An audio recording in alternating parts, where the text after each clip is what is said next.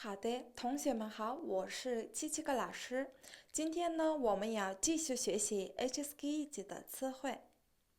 За хичээл эхлэхээс өмнө бүгдээрээ зөв хичээлийн дүрмээ эргээд нэг санацгаая. 今天我们学的第一个汉字就是出租车. 자, 박자가 다 동시에出租车. 出租车. За, 出租车 буюу такси гэсэн утгатай үг байна. Бүгдээрээ зурлагын дарааллын дагуу дэвтэр дээрээ бичээд аваарай.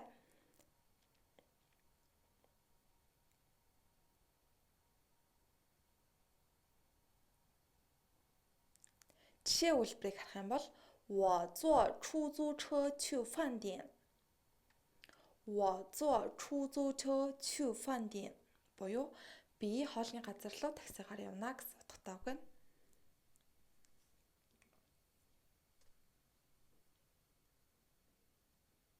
За, дараагийн анзыг харъя. Ни. За, багшаагаа дагаад уншаарай. Ни. За, ни гэдэг нь чи гэсэн үг байна. Бүгдээрээ зурлагын дарааллын дагуу дэвтэр дээрээ бичье. Жишээ үйлбэрийг харах юм бол 你是哪国人? 你是哪国人 буюу чи аль улсын хүн бэ гэсэн утгатай үг байна. 你是哪国人? 好，下一个朋友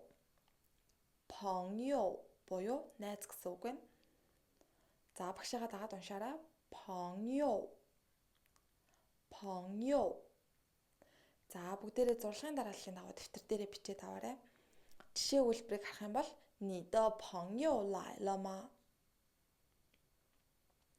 你的朋友来了吗 буюу чиний найз чинь ирчихсэн юм уу гэсэн утгатай үг байна.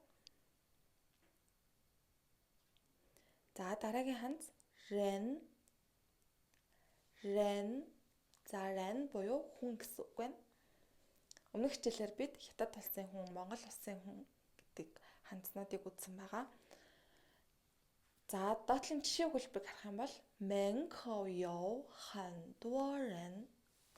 门口有很多人 буюу үүдэн дээр маш их хүн байна гэсэн утгатай.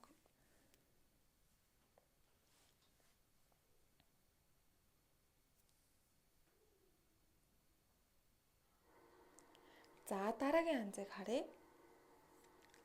Та. За, багшаагаа дагаад уншаарай.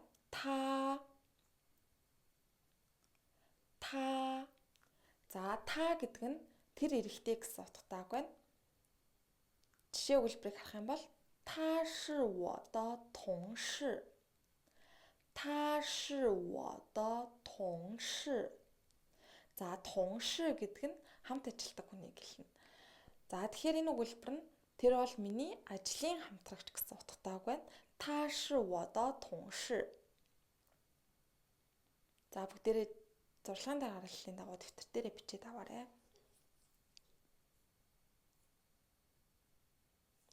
За, дараагийн ханц шэй. За, шэй гэдэг маань хин гэсэн үг байна. Багшаагаа дагаад уншаарай. Шэй.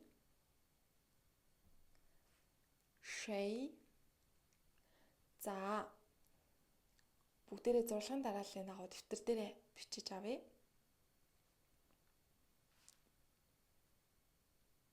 Доотлын жишээ үйлбэрийг харах юм бол 谁是你的朋友? 谁是你的朋友 буюу хин чиний найз вэ гэсэн утгатай үг байна. 谁是你的朋友?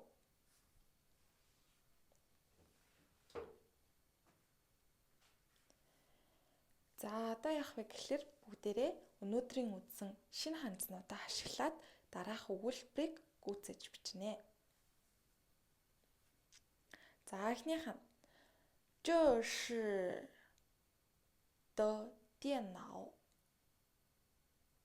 第二个是我的诗很漂亮.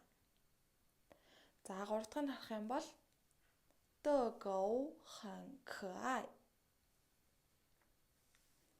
4-ийг харах юм бол 那儿有很多. За 5-ыг харах юм бол 我坐去学校. За одоо энэ хоосон зайны оронд бүгдээрээ өнөөдрийн үздсэн хандснуудаа ашиглаад бичээд багш руугаа явуулаарай.